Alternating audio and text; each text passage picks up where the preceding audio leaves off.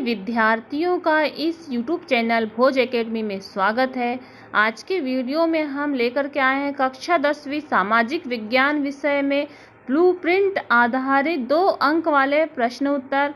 तो देखिए कि यह त्रैमासिक परीक्षा, वार्षिक परीक्षा और अर्धवार्षिक परीक्षा सभी के लिए महत्वपूर्ण ब्लूप्रिंट आधारित क्वेश्चन आंसर हैं। तो देखिए हम इतिहास के अध्याय 3 से निकालते हैं कि सिल्क मार्ग से क्या पता चलता है। तो देखिए सिल्क मार्ग नाम से पता चलता है कि इस मार्ग से पश्चिम को भेजे जाने वाले चीनी रेशम का कितना महत्व था। फिर अगला प्रश्न हम देखते हैं, वैश्वीकरण में किसकी बात करते हैं।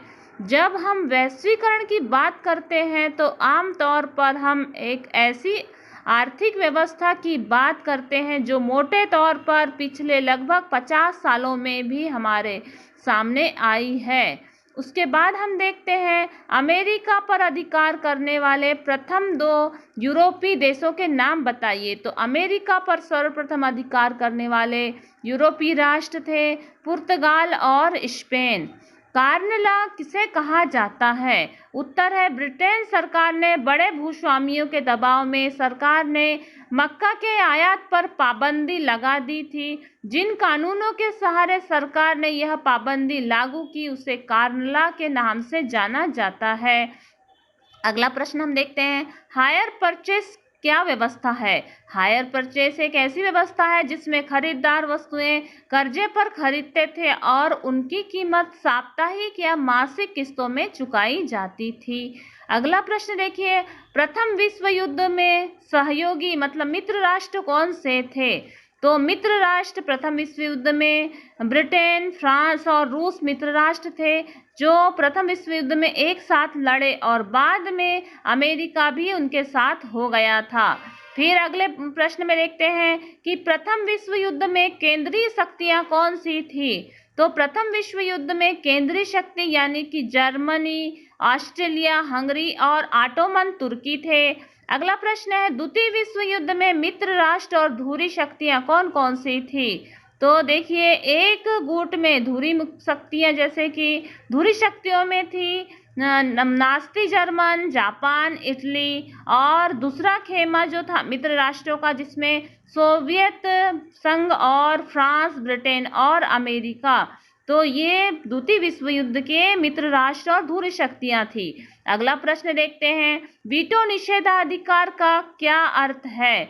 तो वीटो निषेधाधिकार के सहारे एक ही सदस्य की असहमति किसी भी प्रस्ताव को खारिज करने का आधार बन सकती है। यह वीटो निषेधाधिकार है।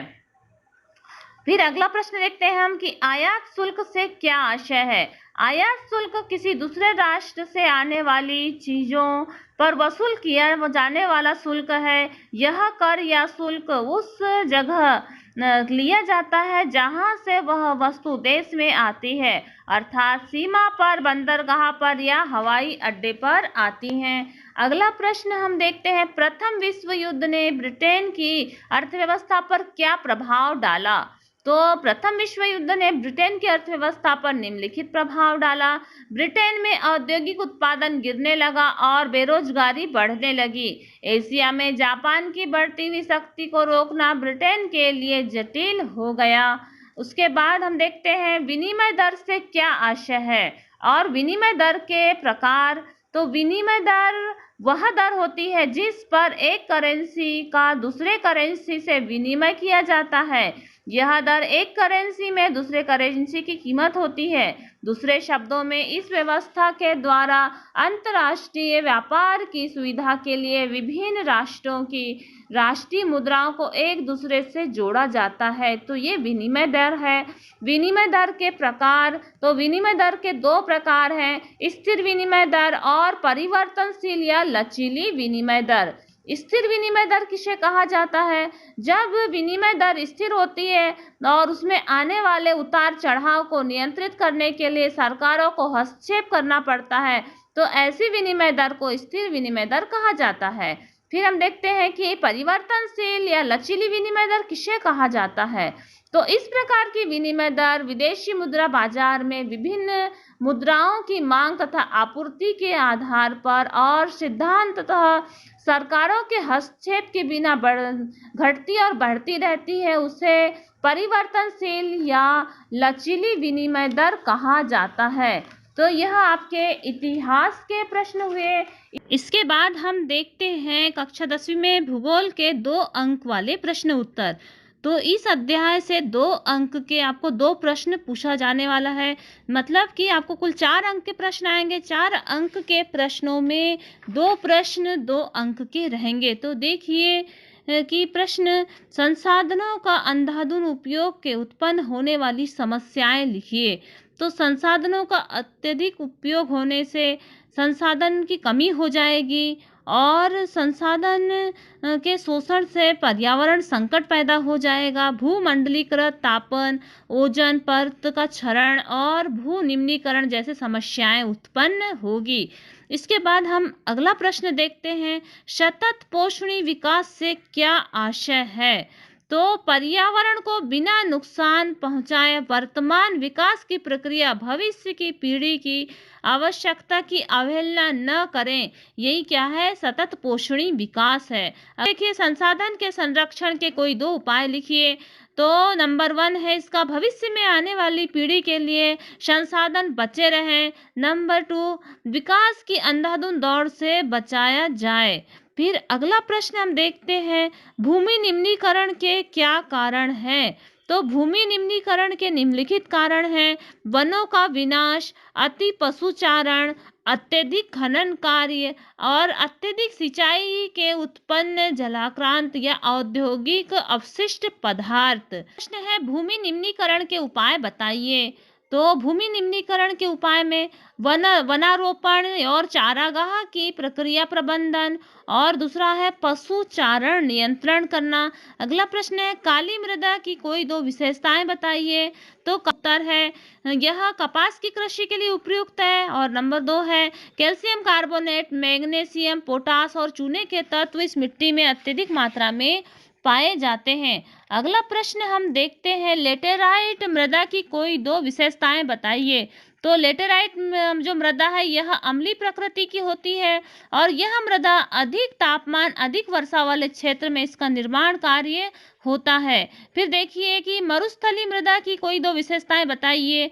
तो यह मृदा का रंग लाल भूरा रंग का होता है और यह रेतीली और लवणीय होती है और शुष्क जलवायु के कारण जलवाष्पन की क्रिया अधिक से अधिक होती है। इसके बाद हम देखते हैं, मृदा संरक्षण के कोई 2 उपाय बताइए। तो उत्तर है, पहाड़ी और पर्वतीय क्षेत्रों में सीढ़ीदार खेती में फसल लगाना, और नंबर 2, वृक्षारोपण करना और पशुओं की कटाई पर नियंत्रण करना। प्रश्न हम देखते हैं, एजेंडा 21 क्या है। तो एजेंडा 21 यह एक घोषणा पत्र है जो कि 1992 में ब्राजील के शहर रियो डी जेनेरो में संयुक्त राष्ट्र पर्यावरण और विकास सम्मेलन के तत्वावधान में इसे स्वीकृति प्रदान की गई थी। इसका मुख्य सिद्धांत है यह सिद्धांत कि यह भूमंडलीकृत सतत पोषणी विकास हासिल करना। इसका प्रमुख उद्देश्य यह भी है कि प्रत्येक स्थानीय निकाय अपना स्थानीय एजेंडा 21 तैयार करें। प्रश्न देखते हैं, बांगर मृदा और खादर मृदा में अंतर लिखिए। तो सबसे पहले हम देखते हैं बांगर मृदा। यह बांगर जो मृदा है यह पुराने जलोढ़ बांगर मृदा पुराने जलोढ़ अवशेषों के निक्षेप से निर्मित उच्च भूभाग को बांगर मृदा कहा जाता है। यह बांगर मृदा ऊंचाई के कारण बाढ़ का जल यहाँ तक नहीं पहुँच पाता और बांगर मृदा कम उपजाऊ होती है। अब हम देखते हैं खादर मृदा। तो बाढ़ की नवीन जलोढ़ मृदा से निर्मित निचले भाग को खादर मृदा कहा जाता है। यह संपूर्ण भाग बाढ़ का मैदान होता है। खादर मृदा अधिक उपजाऊ मृदा होती है। प्रश्न देखते हैं, मृदा संरक्षण से आप क्या समझते हैं। मिट्टी के अपरदन या क्षय को रोकना ही मृदा संरक्षण कहा जाता है। बढ़ती हुई जनसंख्या के कारण प्राकृतिक संसाधनों का बड़े पैमाने पर विनाश हुआ है, इसलिए मृदा संरक्षण द्वारा विनाश रोकना आवश्यक होता है।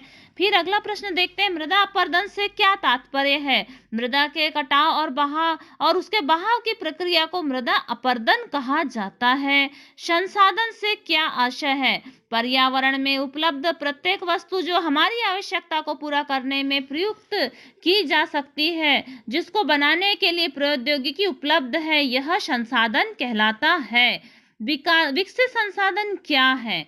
वे संसाधन जिनका सर्वेक्षण किया जा चुका है और उनके उपयोग की गुणवत्ता और मात्रा निर्धारित की जा चुकी है, इसे विकसित संसाधन कहा जाता है। और अब देखते हैं, पवन अपरदन किसे कहा जाता है? पवन द्वारा मैदान और ढालू क्षेत्र में मृदा को उड़ा करके ले जाने की प्रक्रिया पवन अपरदन कहा जाता है। और समोच्च जुताई किसे कहा जाता है? ढाल वाली भूमि पर समोच्च रेखाओं के समानांतर हल चलाने से ढाल के साथ जल बहाव की गति धीमी घटती है, इसे समोच्च जुताई कहा जाता है। प्रश्न है, 3 राज्यों के नाम बताइए जहां काली मृदा पाई जाती है। तो उत्तर है, काली मृदा महाराष्ट्र, मध्य प्रदेश और छत्तीसगढ़ के पठार में पाई जाती है, जो कि कपास की खेती के लिए उपयुक्त होती है। अगला प्रश्न देखते हैं, पूर्वी तट के नदी डेल्टा पर किस प्रकार की मृदा पाई जाती है और किसी एक मृदा का उदाहरण बताओ। और इस प्रकार की मृदा का उदाहरण बताइए। तो पूर्वी तट के नदी डेल्टाई क्षेत्र में जलोढ़ मृदा पाई जाती है। मृदा की विशेषता है, यह मृदा सबसे अधिक उपजाऊ होती है। इस मृदा में सामान्यतः पोटास, फ्लोर, फास्फोरस, अम्ल और चूना पर्याप्त मात्रा में पाया जाता है। अगला प्रश्न देखते हैं, पहाड़ी क्षेत्र में मृदा अपरदन की रोकथाम के लिए क्या कदम उठाए जाने चाहिए। तो पहाड़ी क्षेत्र में मृदा अपरदन की रोकथाम के लिए निम्नलिखित कदम उठाए जाने चाहिए। समोच्च जुताई करनी चाहिए, सीढ़ीदार खेती होना चाहिए, पट्टीदार खेती होना चाहिए। अगर जैव और अजैव संसाधन क्या है, कुछ उदाहरण देकर के समझाइए। तो जैव संसाधन, इन संसाधनों की प्राप्ति जीव मंडल से होती है और इसमें जीवन व्याप्त है, जैसे मानव, वनस्पति जात और प्राणी जात और मत्स्य जीव, पशुधन आदि। संसाधन वे संसाधन जो निर्जीव वस्तुओं से बने हैं, अजैव संसाधन कहलाते हैं, जैसे कि चट्टानें। अगला प्रश्न देखते हैं, उत्पत्ति के आधार पर संसाधन कितने प्रकार के हैं। तो देखिए, उत्पत्ति के आधार पर संसाधन 2 प्रकार के हैं, जैव संसाधन और अजैव संसाधन। अगला प्रश्न है, समाप्यता के आधार पर संसाधन कितने प्रकार के हैं। तो समाप्यता के आधार पर संसाधन 2 प्रकार के हैं, नवीकरण योग्य संसाधन और अनवीकरण योग्य संसाधन। अब हम देखते हैं, नवीकरण योग्य संसाधन और अनवीकरण योग्य संसाधन को समझाइए। तो नवीकरण योग्य संसाधन वे संसाधन जिन्हें पुनः उत्पन्न किया जा सकता है, जैसे सौर और पवन ऊर्जा। अनवीकरण संसाधन, संसाधनों का विकास लंबे भूवैज्ञानिक अंतराल में होता है, जिन्हें पुनः उत्पन्न नहीं किया जा सकता, जैसे कि खनिज और जीवाश्म ईंधन। फिर देखते हैं अगला प्रश्न, स्वामित्व के आधार पर संसाधन कितने प्रकार के हैं। तो स्वामित्व के आधार पर संसाधन 3 प्रकार के हैं, व्यक्तिगत संसाधन, राष्ट्रीय संसाधन और अंतर्राष्ट्रीय संसाधन। इस प्रकार से यह ब्लूप्रिंट आधारित भूगोल के अध्याय 1 संसाधन और विकास के 2 अंक वाले प्रश्न उत्तर हुए और इतिहास के अध्याय 3 के 2 अंक वाले प्रश्न उत्तर हुए। आने वाले वीडियो में हम भूगोल के अध्याय 4 कृषि और अर्थशास्त्र के अध्याय 2 और 3 के 2 अंक वाले प्रश्न उत्तर डालेंगे। तो लगातार वीडियो को प्राप्त कीजिए और आपने यदि इस चैनल को सब्सक्राइब नहीं किया है तो आप इस चैनल को सब्सक्राइब करें, वीडियो को अधिक से अधिक छात्र छात्राओं तक शेयर करें, ताकि महत्वपूर्ण परीक्षा उपयोगी प्रश्न उत्तरों की जानकारी सभी तक पहुंच सके। धन्यवाद।